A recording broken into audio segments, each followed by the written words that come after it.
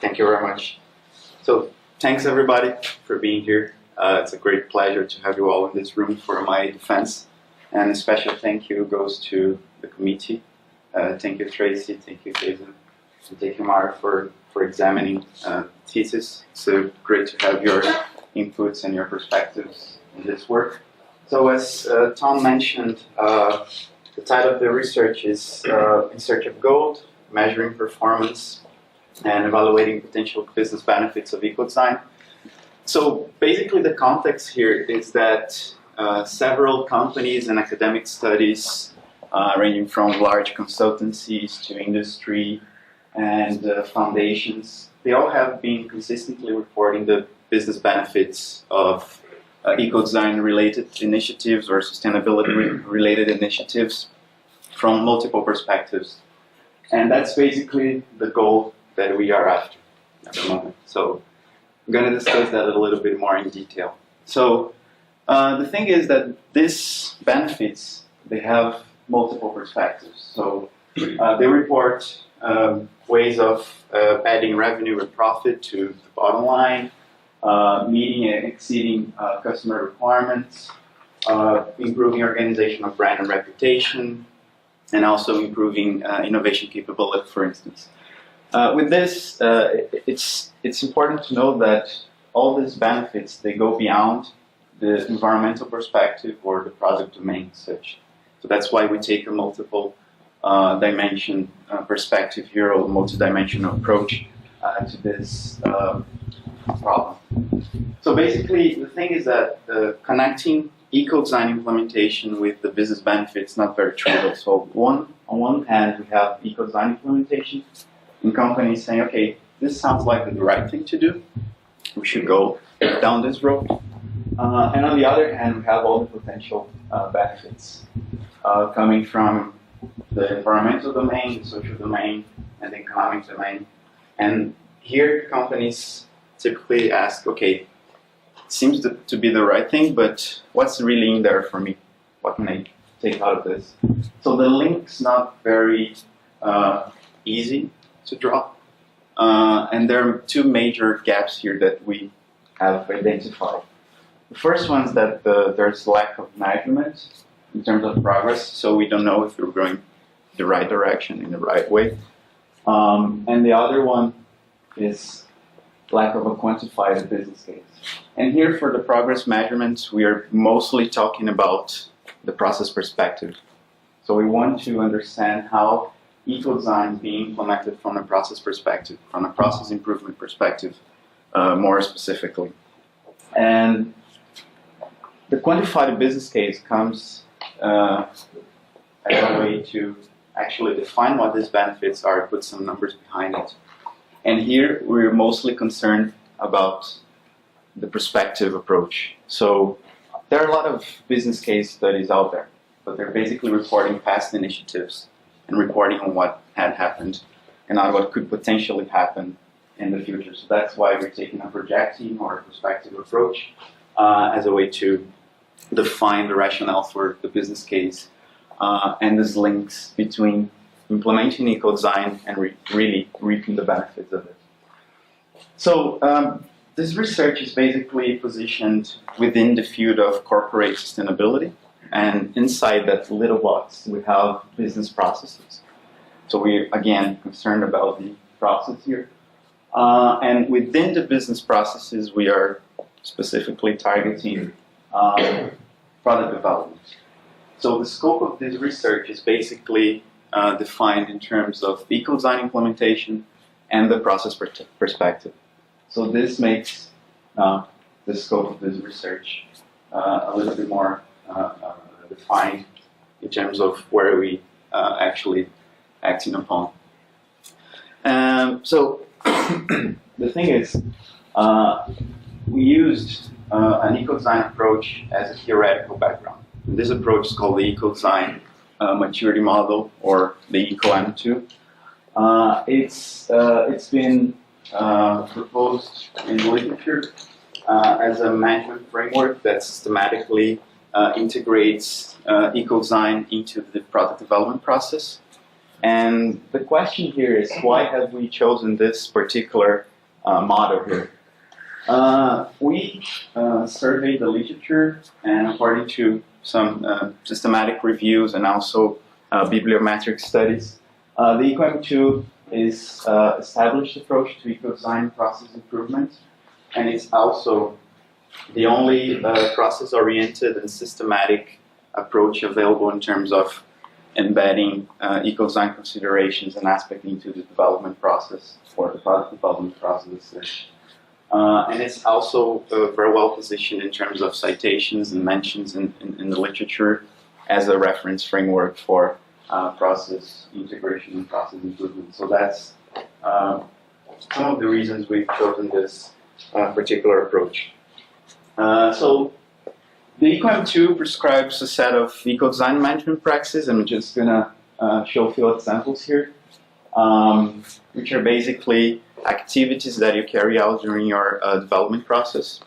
So one example is, for instance, collect information about applicable legal issues and standards related to the environmental performance of products. That would be one example. A second example would be related to requirements and priorities of stakeholders, also concerning the environmental performance of products. And a third example, just to illustrate here, would be developing a green incentive scheme for eco-design implementation and management. Just to give a taste of what the management practices are, what they are composed of, there's a whole set of things. So this is a EcoM2 radar representation. So the spokes around the radar are the practices. So just pick a few of them to illustrate. And these practices, they're measured in a capability scale, in particular five-point capability scale. So that's what the levels here in the radar represent. So the first possible capability level is incomplete. It's when the practice is not considered at all by the company. The second level is ad hoc, which means that sometimes the company does it, sometimes they don't. It's very unsystematic. The third level is when the practice is formalized. It means that it has procedures, has responsibilities, has the resources in place to carry that particular practice out. The fourth level is monitoring. It's when, beyond documenting and systematizing it, you measure the performance, so you have key performance indicators to tell you whether you're going in the right direction or not. And the top level, the highest level, is the number 5, which is improved, which means that beyond measuring, you actually act upon improving the performance of that particular practice. So these are the 5-point capability scale. And here, it's important to highlight that the top 2 levels, they require performance indicators. Otherwise, you cannot reach these levels in the capability scale. So how is the EcoM2 applied to the company? This gives us a perspective of how we frame the research gaps and how we are tackling this into the context of the application of the method in the company. So we can divide into broad phases. Phase 1 is composed of 3 steps. First one is defining a diagnosis, so you're basically assessing the current capability of the company, which provides a maturity profile. Then you move on to defining a vision for improved maturity within a time frame. And based on the gap here, you can deploy in a third step roadmaps and action plans to actually implement what you've just defined here as a vision. So here we have 2 outputs. In the first step, we have current capabilities as an output, and the second step, we have the desired capabilities. So when you have the roadmaps in place, you have the action plans. That's time to go for the second phase, which is basically implementing all the changes that were defined in the roadmaps and in the action plans. So with this frame, we can define the research gaps that we just found, the lack of measurement and the lack of the business case. So the first one is that when we have the situation that your current capability is either 1, 2, or 3, which means you're at the lower levels, and your definition of vision prescribes capabilities 4 and 5, which are the highest ones. Then you have to define the performance indicators. And they were not very well defined in the literature. We couldn't actually rely on indicators that were out there to make this change, to make this improvement in capability level. So you can customize them and then apply the definition of the roadmap, but also to help you, of course, implement and track performance along the way. So this is how the first gap comes into play within the frame of the Ecodesign maturity model and its application in companies. And the second research gap, which is the lack of a business case, of a quantified business case, of linking Ecodesign implementation with the benefits. There are two moments in which we can apply or make good use of a business case. The first one is when we are defining the vision. So the business case can actually inform the definition of the vision, how it will unfold, and what will be the exact level that we want to achieve in the vision regarding capability levels. And then it also helps bridging the gap between having a bunch of paper and actually implementing things, which is getting buy-in from company, getting resources, getting commitment for implementation, for action. So these are the two places or two moments within the application that we can really make use of business case. So what is the overall research within this context? Research objective.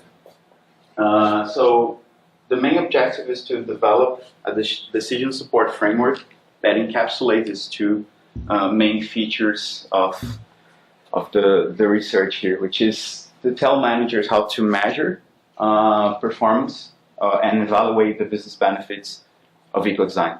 So the framework that encompasses these two aspects. And how we did that was reviewing the literature, the scientific literature on Ecodesign. So it's a theory-driven approach here, in which we identify the two gaps I mentioned.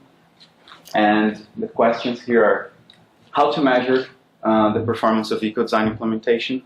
And the second one is how to evaluate the potential business benefits of this implementation.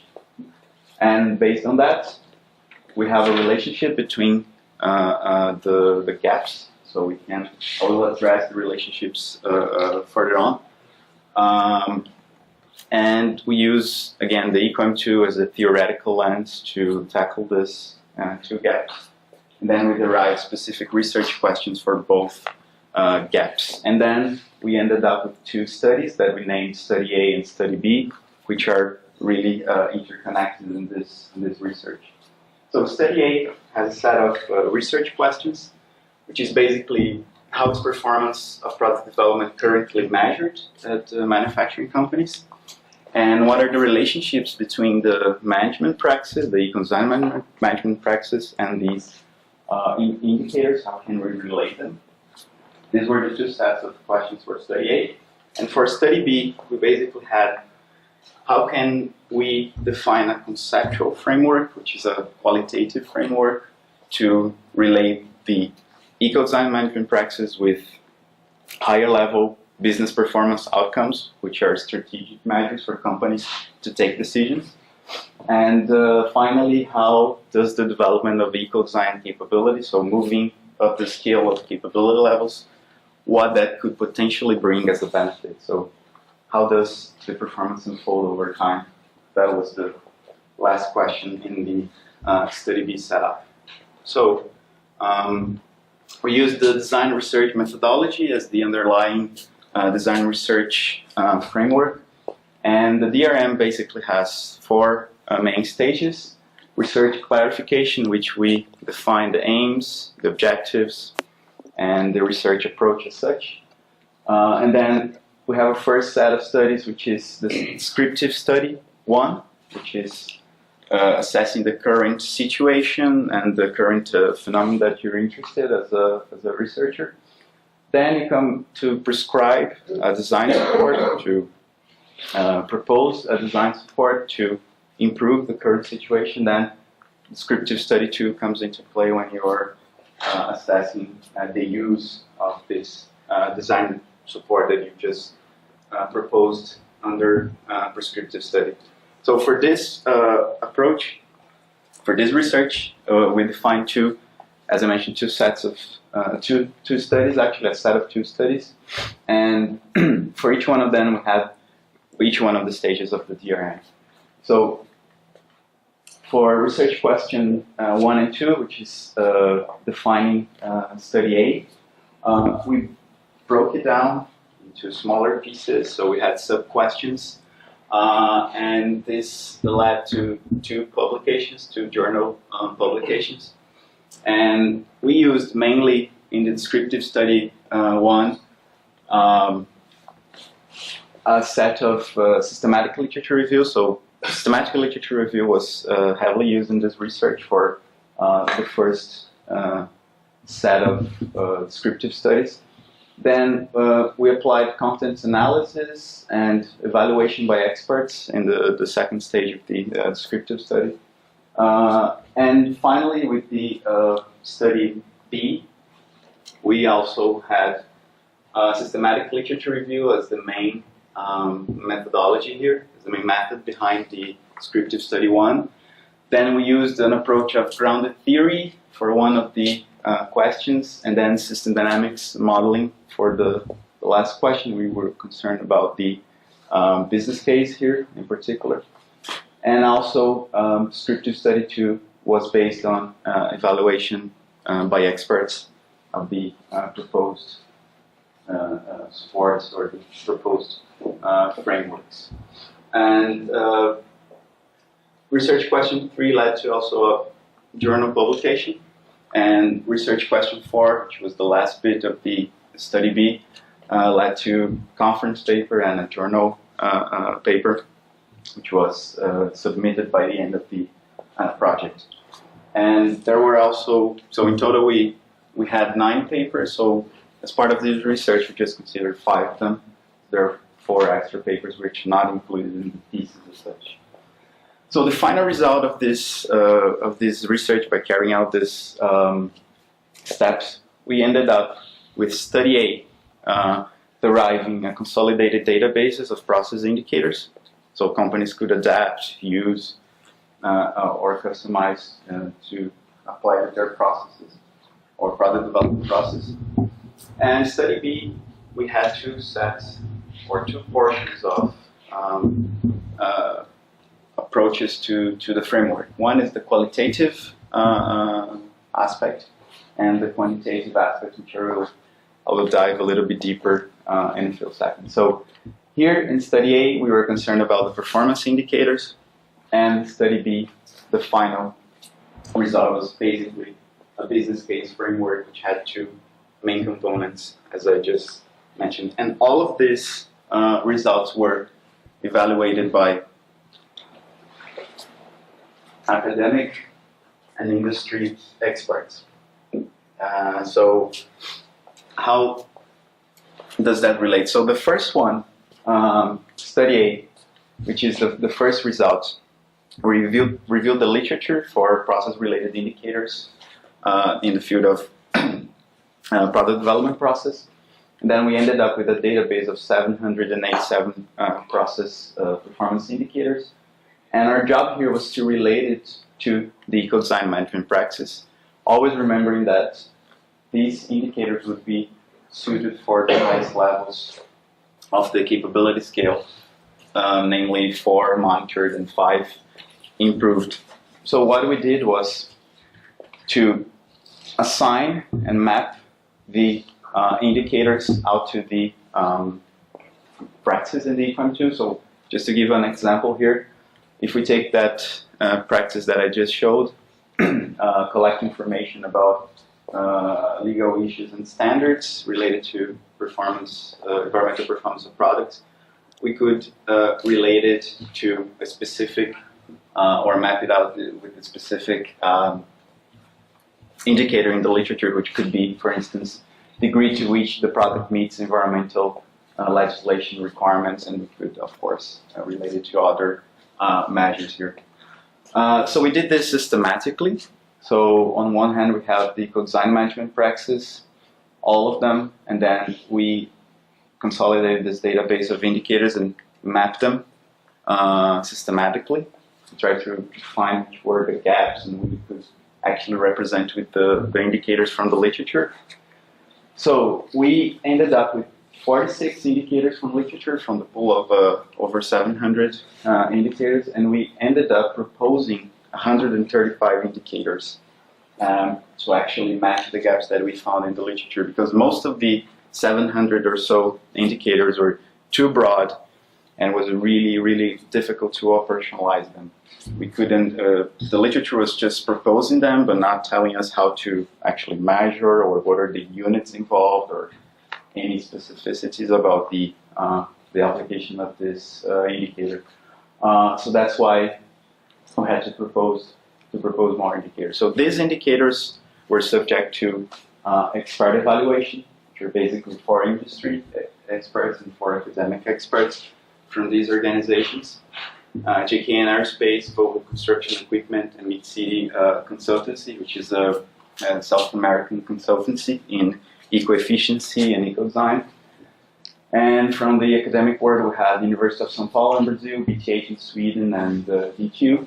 And from this pool of indicators, 46 from literature and 135 proposed by researchers, we ended up with 27 being part of the final database and 114 proposed. So this was the final result after the expert evaluation took place. So this was study A mainly, and then if we connect this to study B, in study B we wanted to derive a business case framework, or how to actually make the links between eco-design implementation and the benefits. So we wanted to link eco-design management practices with business performance outcomes. So how do these two things relate? And one part of the approach considered intermediate steps, which is part of a larger theory, which is called theory of logic models, which is basically telling the rationale of how things are connected in the multiple layers in the company. So how we move from the process level with the eco-design management practice all the way up to the very high level of performance measure, which is, for instance, revenue or profit or overall risk or customer satisfactions, which are very high level measures, but that's what companies use to make strategic decisions, right? If they're going for a project or not, they're advancing a specific agenda or not. So the qualitative framework is based on logic model, which is an established way of showing how change would affect the organization. It's being widely used in government initiatives, nonprofits, and there's a very interesting trend of applying this to corporations, and we saw that in the literature reviews that we did. So we capitalize into this potential. So intermediate steps, just to tell the rationale, just to really draw the relationships and make people aware of this. And the quantitative framework takes into account the capability changes in the praxis and relate that quantitatively with the business performance outcome. So, and this quantitative framework was based on system dynamics approach, which I'll tell you a little bit more about in a few moments. So this is the connection between the quantitative portion and the qualitative portion of the business case framework. So if you take the qualitative component first, as I mentioned, is based on the logic model framework, and what we have is a story to tell, so levels that go from the process level, which is basically the practices in the EcoM2, which are connected to outputs based on certain assumptions that the company has to derive, decision makers have to derive based on evidence and past performance or any method that they are actually applying. So the outputs are immediate results at the process level, which are results of the management practice. Then we can go up to the strategic level, which are called initial outcomes. That's where we start to see the effects at organizational level. So we leave the process level, and then we go up to the organizational level, a broader perspective. Then, based on assumptions again, we can finally connect to the very high level indicators that again companies are using to make strategic decisions.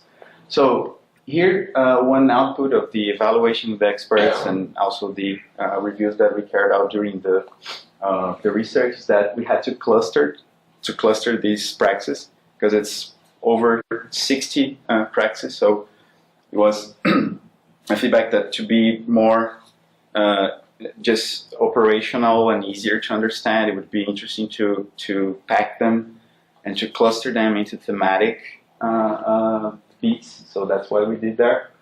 And for the outputs and initial outcomes, we defined a repository of initial ideas for these outcomes and outputs. So companies could start, it's like V0, point of departure. You could, of course, improve.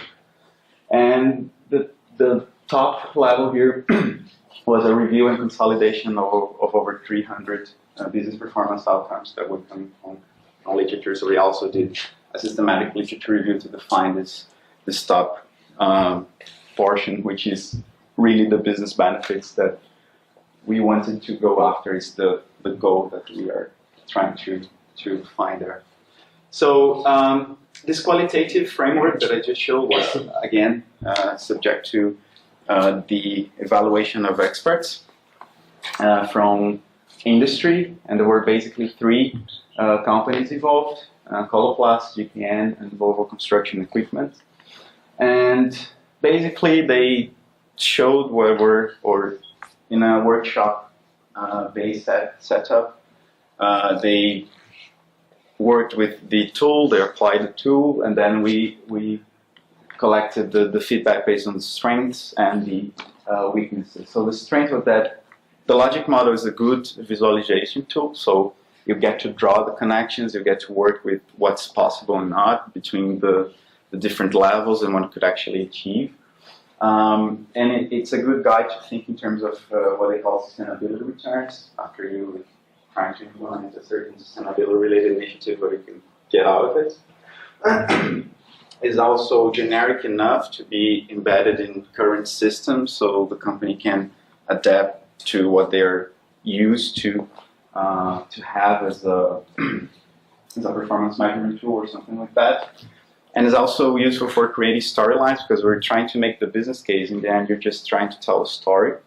And that's a powerful way of convincing others and having the commitment of others and gathering the resources to make these things happen. And you can use it to tailor different message to different stakeholders. So if you're talking to the CFO, it's different from what you're talking to the CMO or the CEO. They have different perspectives. They're probably looking to different indicators.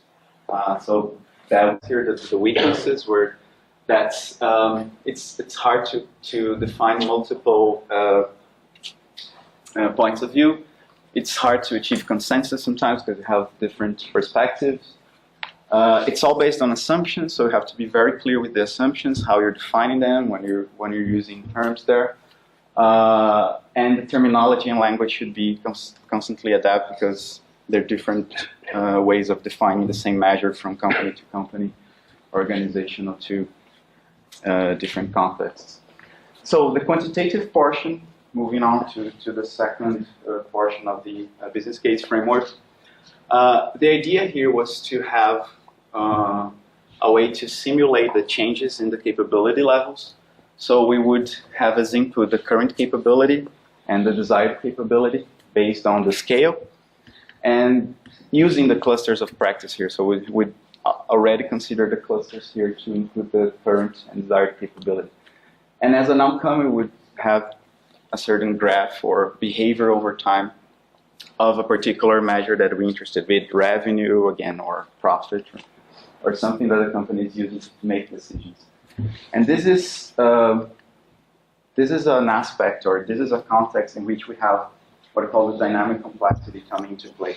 Because we have the time perspective, which is important, so we want to define how things are unfolding over time, so the time perspective is very important. That's why it's a dynamic problem.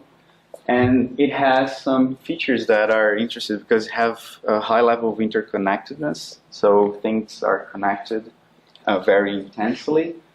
And the structure of the system drives its behavior. So depending on how many practices you are applying, it changes the behavior.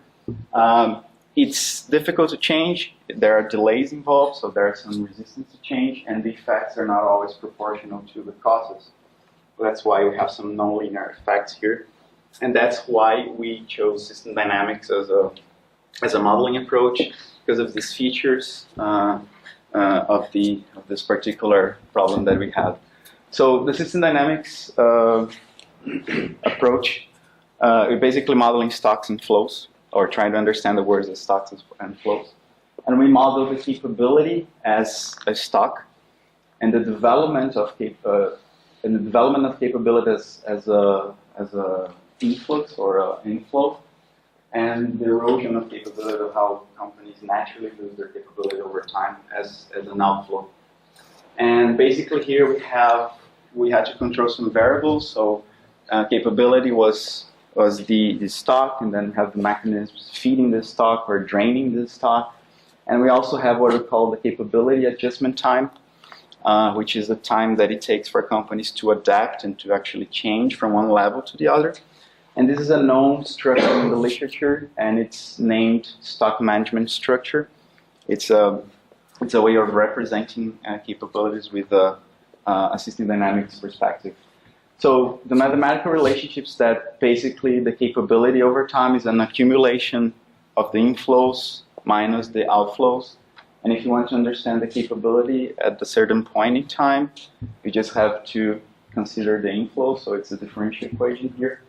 And the rate at which the capability grows is basically a function of what the gap is. So if you're far from your gap, it will take, of course, more time for you to build the capability you want. So the difference between the desired capability and the current capability is really important to drive this mechanism, this dynamics here. And of course, it's also related to how fast the company can adapt to these changes in the capability scale. So to give an example, let's say that we were concerned about revenue as a business performance outcome. Let's say that a company really looks into revenue to take decisions, or how things are unfolding in terms of revenues. So, and let's say we have two clusters of capability here that we decided to apply, right? So we can derive the links, or how this capability, the structure of capability one, would affect revenue, and how the second structure would relate to revenue. And here we used a formulation that's also very known in the literature. It's been especially applied to a lot of problems that are using system dynamics within capability management context. And it's a classic Cobb-Douglas formulation, which is an equation that was derived in the 20s and still very much used in the field of economics, and then we supplied here. It's been really the simple formulation to derive capability increases to outcomes. And it's a very simple relationship in which you have here R, which is revenue in our case here, which is the outcome. And it relates to the capability one and capability two, which are the mechanisms that are here. And for each one of them, we can parameterize the equation. So we can define elasticities, or how these capabilities are related to the increases we want or decreases that we want to see here. And that's if we wanted to add more and relate more capabilities rather than these two, we could generalize these topics here to a general formula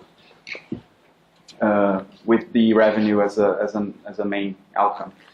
So these are the clusters of practices, and that at the top is the business performance outcome. So that was the underlying basis of the system dynamics model that we applied. And we did these relationships that I just showed here, the relationships between clusters and business performance outcome very systematically. So out of the 300 business performance outcomes, we took out the 10 most frequent ones by mentions in the literature, by the number they were reported. and we defined the 10 here, which is like the 10 main measures that companies are using. And the clusters of practice, the relationships were informed by, again, a systematic literature review. So we tried to find evidence in the literature of how these relationships were derived. And then we assigned different numbers, 1, 2, or 3, according to how mature the evidence was. So 1 was for the papers that were just hypothetically relating one to the other, or they had just theoretical claims. 2 was empirical evidence was involved, but still weak, with 1 case study or something like that. And 3 was that you have very robust empirical evidence of the relationship. And then systematically, we ended up reviewing more than 800 papers. We collected evidence from 85 of them. And one of the 10 measures here at the top, liquidity, we found no relationship, so that's why the final framework has only 9 performance measures or business performance outcomes instead of 10. So liquidity was one of the 10, and then we took out so there were no relationships found in the literature. So just to give you a taste of what the business case simulator looks like, this is the screen of the simulator. So at the top we have the 11 clusters, the thematic clusters I mentioned, that are grouping the Ecodesign management practice. And at the bottom we have the 9 most frequent business performance outcomes that the user can select.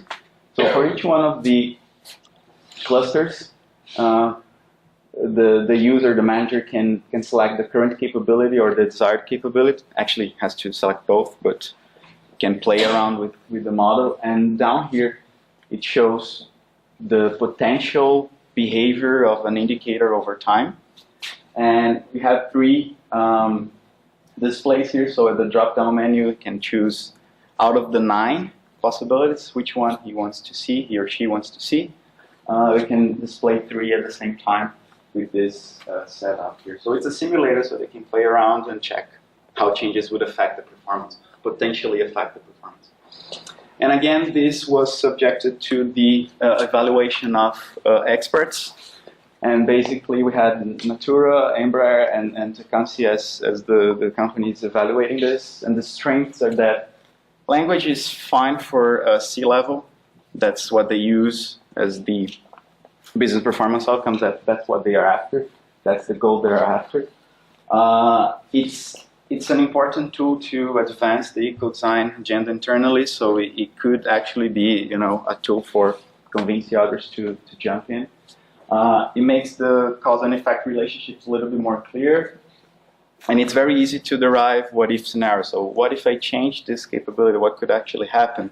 So they can play around with the model and see what happens. And in terms of weaknesses, we have the black box effect, because this was designed not with them but for them, so they were not participating in the system dynamics development, so that's a weakness. So they have to trust that the relationships were well derived and that you're just doing your job there and make things right.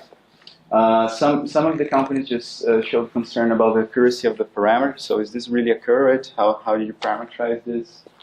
And the familiarity with the ECOM2 is very important. So if you're not familiar with the ECOM2, it makes it a little bit harder to understand how the simulator works, because you have to prepare a bit and understand what's happening. And they found the number of clusters too high. Maybe make it a smaller number. Instead of 11, maybe 6, 7, 8, I don't know. But they still find that it's a high number. So in the end, the question is, have we found the code? So that's the main thing here. So this was the first research gap, which was the lack of a performance indicator. So for this, we are proposing a consolidated database of process-oriented indicators, tackling the first research gap. And for the second research gap, we are filling in with the logic model framework and the business case simulator. And that's how we are actually defined. So what I would say is that we know where the goal is. We're getting closer and closer to it. And it's just like this little goal here with improved tools to actually dig and get closer and closer to the goal. So that's that's metaphorically what I think we did in this thesis, in this research context. So, a few of the final remarks here, just to end up and wrap up. We have contributed to the literature by actually advancing the process perspective on ecodesign, the discussion in the process perspective. Leave a little bit the product domain, which was the main focus in the literature. So we propose a systematized and consolidated database and a novel framework for building the business case which companies can adapt, make it better, or researchers in general, which has these two approaches that I mentioned, two components that I mentioned. And there's a first version of what we call the business case simulator, which also can be very much improved. And we have also limitations, of course, and I just tried to summarize them here as important features, not only to inform future research, but also to understand how we can make it better. So the research depends on a solid understanding of the Econ2. The ecodesign management practices are heavily focused on environmental aspects, while the business performance outcomes are very much economically oriented, so that's a limitation. We heavily relied on systematic literature review, so the choices of keywords and database and all this stuff really makes a difference here, so it might have limited the relevance of the findings. The business case framework does not capture any particular aspects of industry, so we did a general and generic approach. And the lack of empirical evidence for the relationships is also a limitation, so it's a theory-driven approach, so this could be very much important to the next step for us. And we didn't consider relationships among clusters of practice, so we just did the relationship between clusters and the business performance outcomes. And finally, the companies we involved, the experts we involved, the amount of them, also might have limited the generalization of the results. So, next steps is, for study A, it could be expand the definition of the indicators and the application of the indicators to PSS and social dimension praxis, which comes into the social innovation context. And also define some case studies and action research contexts in which we can actually explore the application of the indicators and implementation roadmap and see how companies deal with it. And from the study B perspective, we could, of course, as a very immediate next step, refine the parameters, the relationships, and the considerations and assumptions that we made based on empirical data collection and also validation of use. So how we can validate the use of these tools. And finally, if I were to say how these two studies connect and how companies would actually make use of this, I would say there's a overall guideline for action here. The first step would be applying the logic model framework to get traction, to get the understanding of the business case context, how the relationships can be derived, how you actually relate things, to get companies start thinking about what a business case is, how can I derive one from a qualitative perspective, no hard data involved yet. Then secondly, you can use the business case simulator to inform vision and the implementation roadmaps, and also to get the commitment I mentioned, the buy-in from C-level and from key decision makers. And finally, pick the process indicators in the database and define them according to strategic drivers in order to not only define the roadmap, but also to measure performance of the implementation and improvement cycles, because the Econ2 is a continuous improvement approach, so you go over the cycles over and over again, so that's a way of actually reaping the benefits and understanding what it could potentially, how it could potentially affect your business, your company. So that's it, and thank you very much for your attention.